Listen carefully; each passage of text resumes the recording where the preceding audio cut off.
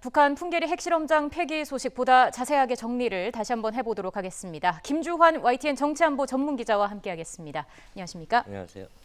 자, 핵실험장 폐기 행사 오전에 진행이 됐다고 하는데 정확히 언제 진행이 된 건지 다시 한번 정리를 해주시죠. 예, 지금 그 현장에 풀 기자들이 가 있는데 이제 지금 앞서 보도한 대로 국제 전화를 통해서 왔는데 오전 11시에 2번 갱도가 있었죠. 2번 갱도가 갖는 상징성 굉장히 큽니다. 네. 2006년 10월에 북한이 1차 핵실험을 했을 때 지금 화면상 우측 쪽에 있는 게 1번 갱도였는데 그때 플루토늄 탄으로 했는데 방사능이 일부 누출이 됐어요. 네. 그래서 국제사회가 플루토늄 물질을 이용해서 핵무기 실험을 했구나 추정을 했는데 그때 오염이 돼서 이미 그때 북한 용어는 북락이라 그러는데 이 폐쇄를 셧다운해서 사용을 안 했죠. 그걸 다시 열게 되면 방사능 물질이 대기상으로 이렇게 나오게 되는 거예요. 그래서 네. 지금까지 이번에서 지금까지 북한이 그 6번의 핵실험을 하지 않습니까? 예. 그래서 2번 갱도에서 주로 했는데 이 부분에 대해서 가장 상징적으로 아마 11시에 했을 가능성이 크고요. 그다음에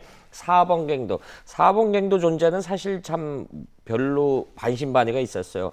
북한이 2016년부터 4번 갱도를 4차 핵실험을 했을 때부터 좀 파기 시작을 했는데 네. 저것이 일각에서 효용성이 있냐 없냐 이런 논란이 있었는데 4월 27일 날 판문점 정상회담 때 김정은 위원장이 우리는 아직 건재한 것이 있다. 그래서 4번 갱도는 아직 그 사용이 가능하구나. 예. 그래서 이번에 저런 폐기 행사를 하기 전에 핵심은 3번 갱도와 4번 갱도를 폐쇄하는 것이 가장 핵심이었다. 이렇게 이야기를 했는데 역시 그래서 두 번째로 4번 갱도를 폭발을 했죠. 네. 그런데 지금 현장에서 들어온 거면 단야장이라고 표현하는데 저런 어떤 갱도 공사나 하다 보면은 쉽게 우리가 건축으로 설명하거나 토목으로 설명하면 뭐 이렇게 설비가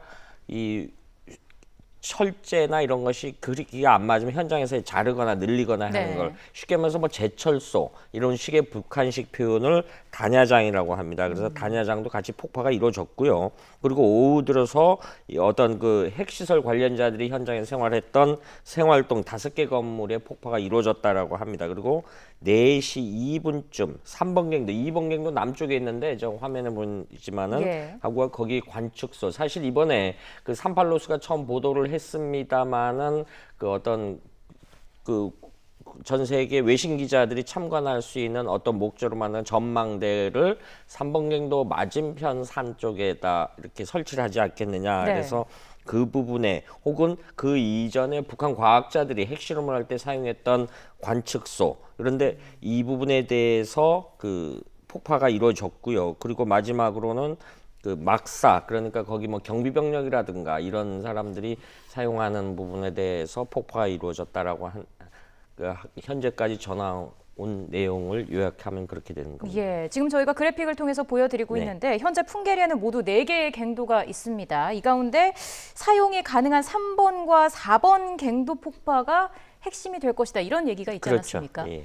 그런데 지금 저 만탑산이 전부 화강암지대입니다. 한 2,200여 미터 되는데 저 갱도가 그냥 이렇게 우리가 지하 터널 개념으로 보면 안 되고요. 달팽이처럼 이렇게 나선형으로 해서 이 깊이는 한 지하 한 4km까지 내려갈 수 있고 수직으로는 한 몇백 미터 이렇게 추정되는데 그렇게 하는 이유 중에 하나는 방사능 누출이 될까 봐. 사실은 북한이 1998년부터 저 만탑산에 핵실험장 갱도를 파기 시작했어요. 그 이유 중에 하나는 이 파키스탄이 1998년 5월 30일 날 핵실험을 했을 때 북한 과학자들이 거기 참관을 했었습니다. 그리고 그로부터 8년이 지난 2006년 10월에 첫 핵실험을 할 때 네. 역시 파키스탄 과학자들이 참관을 했어요. 그러니까 역으로 말하면은 화강암지대에다 핵실험장을 만들 때 파키스탄 과학자들이 기술 조언을 했던 겁니다. 그래서 똑같은 방식으로 핵실험장을 만들어서 지금까지 6차례 핵실험을 했는데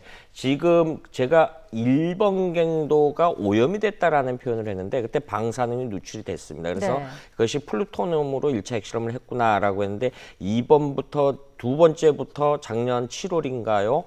작년에 6차 핵실험까지 그걸 핵종이라 그러는데 북한이 핵실험하면은 주일미군이라든가 이런 게 탐지 정찰 위성들이 항공기가 떠서 이렇게 방사능의 제논이라는 것을 포집을 하려고 했는데 다 실패했어요. 실패했다라는 건 뭐냐면은 북한이 그 플루토늄으로 핵폭탄을 만들었는지 고농축 우라늄 HEU라고 하는데 고농축 우라늄으로 폭탄을 만들었는지 그거를 검증할 방법이 없었습니다. 네. 사실은 그런 관계가 있었는데 어찌됐든 간에 북한이 그 본인들이 그 공화국 북부 핵시험장을 폐기하겠다고 발표한 지 한 달여 만에, 한 달이 좀 지났습니다. 한 달여 만에 실질적인 행동이 이루어졌고요.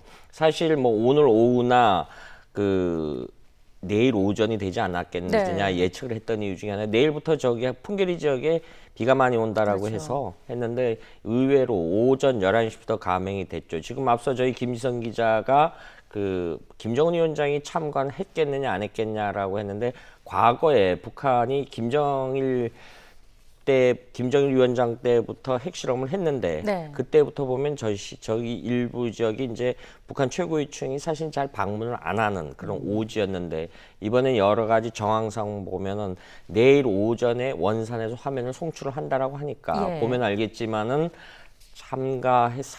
참관했을 개연성이 현재로서 높다. 그런 움직임이 여러 가지 정보기관에 체크가 된 거로 이렇게 파악이 되고 있는 겁니다. 네, 일단 그 부분을 기다려 봐야 할 것 네. 같습니다. 자, 지금 막 들어온 화면이 하나 있다고 하는데요. 자, 외신에서 들어온 화면입니다. 지금 이 위치나 이런 걸 좀 설명을 해주시죠. 지금 마찬가지로 이제 그 만탑산 위치를 정상에서 어떻게 촬영하냐가 관건이었는데, 지금은 아마 2번 갱도, 3번 갱도로 봅니다. 그 길이 보이죠? 네. 길이 보이고 좌측 아마 그 지금 그 이렇게 그 우리가 뭐라 그럽니까? 콘크리트 색깔로 보이죠? 그것이 아마 그쪽이 2번 갱도 남쪽, 오른쪽 능선 너머가 아마 1번 갱도 위치로 추정이 되는데, 저기가 그 면적으로 따지면요, 그냥 우리가 일개 야산이 아니고 그 여의도 면적이 한 4배 내지 5배 하나의 그 면적을 가진 실은 핵실험장인데, 네. 굉장히 그 과거에 우리 어른들께서 삼수갑산이라고 했던 굉장히 오지 중에 오지가 그 중에 하나가 만탑산입니다. 이번에 그래서 기자들이 그 원산에서 출발해서 시속 한 35km로 해서 제덕역이라는 데까지 한 12시간 거쳐서 가서 예. 거기서 내려서 차량이나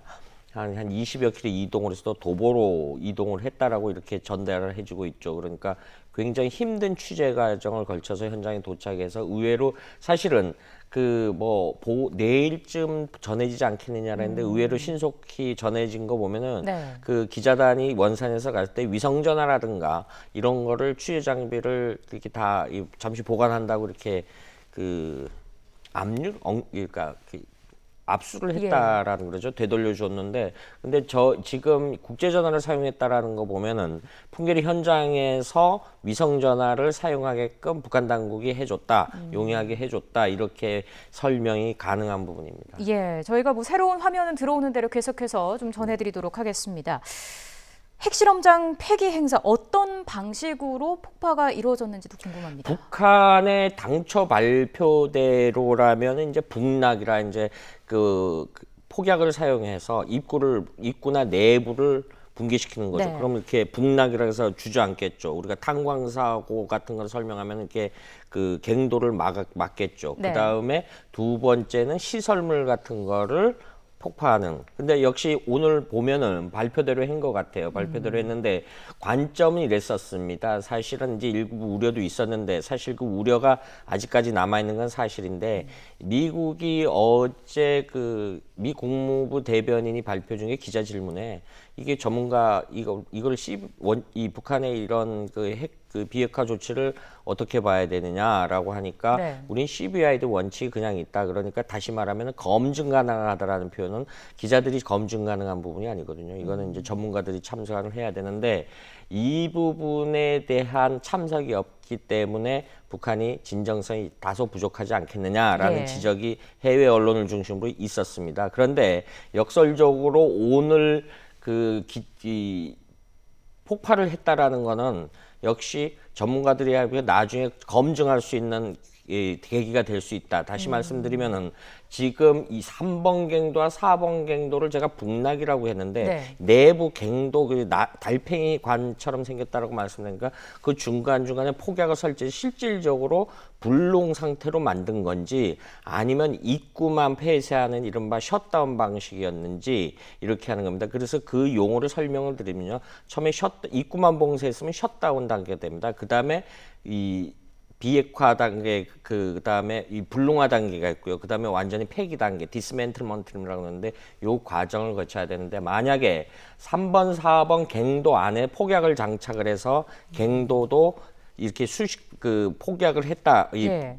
이렇게 북락을 시켰다라고 하면 북한의 비핵화 이행 의지는 있다 이렇게 평가할 수 있는 것이죠. 그런데 제가 거듭 설명을 드리는 이유 중에 하나는 저 갱도 하나가 2번 갱도라고 해서 그 안에 갈래길이 이른바 도로로 설명하면 하나가 있는 것이 아니고 이것이 지하로 들어가서 또 여러 경로의 갈래로 나오거든요. 그래서 2번 갱도에서 2차부터 5차 핵실험까지가 가능했던 이유 중에 하나가 그렇게 되는 겁니다. 그래서 나머지 사용 안 했던 3번, 4번 갱도에 대한 이번에 폐쇄가 어쨌든 국내외 그 언론인들 통해서 눈으로 보여줬다 이렇게 평가할 수 있기 때문에 우리 정부 당국이나 이렇게 발표했듯이 일단 이행화를 위한 비핵화를 위한 자기들의 사전 신뢰 조치로 평가할 수 있거든요. 예. 이 부분은 일단 성공리에 이행했다 이렇게 평가할 수 있는 것이죠. 네, 북한의 핵실험장 폐기가 어떤 의미를 갖는지 좀 하나씩 짚어보도록 하겠습니다. 북미 정상회담을 앞두고 있는 지금 이 시점에서 핵실험장을 폭파했습니다. 완전한 비핵화를 과시하면서 협상력을 높이지 않을까라는 생각이 드는데요. 그렇죠. 사실은 완전한 비핵화는 그것 때문에 지금 서로 장애신경자라니까 쉽게 설명을 드리면 우리 유치원생들한테 고양이라고 썼는데 유치원생들은 뭐라고 읽습니까? 야옹이라고 읽습니다. 마찬가지입니다. 완전한 비핵화라고 하는데 북한은 그걸 해석을 단계적 동시적으로 해석을 하고요. 네. 미국은 일괄 타결로 해석을 합니다. 그래서 우리가 중간자적 입장에서 중재 능력이 굉장히 중요해지는 거죠. 이 완전한 비핵화에 대한 개념차가 다르거든요. 그러니까 똑같은 한글을 갖다 놓고 또 해석을 달리하는 겁니다. 이 부분에 대해서 북한이 일단 본인들은 완전한 비핵화라고 표현도 역시 같이 하고 있고요. 그런데 이 부분에 대해서 6월 12일 날 예정대로 싱가포르에서 북미 정상회담이 열린다면 이 부분에 대해서 방법론적이고 시기적이고 어떤 이 로드맵을 얼마나 간극을 줄이느냐 그리고 이행 의지를 얼마나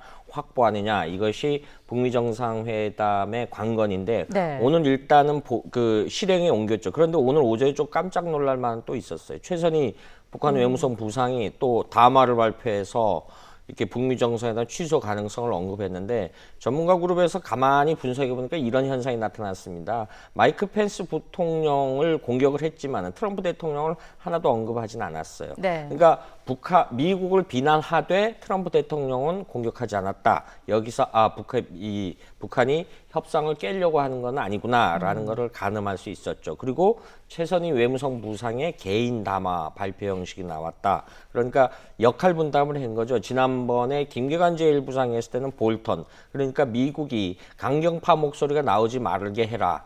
라는 것은 CVI 원칙이라든가 PVID 원칙에 대해서 우리는 북한의 입장에서는 의제로 삼기 어렵다라는 거를 메시지를 이번에 보냈다라고 보는 거죠.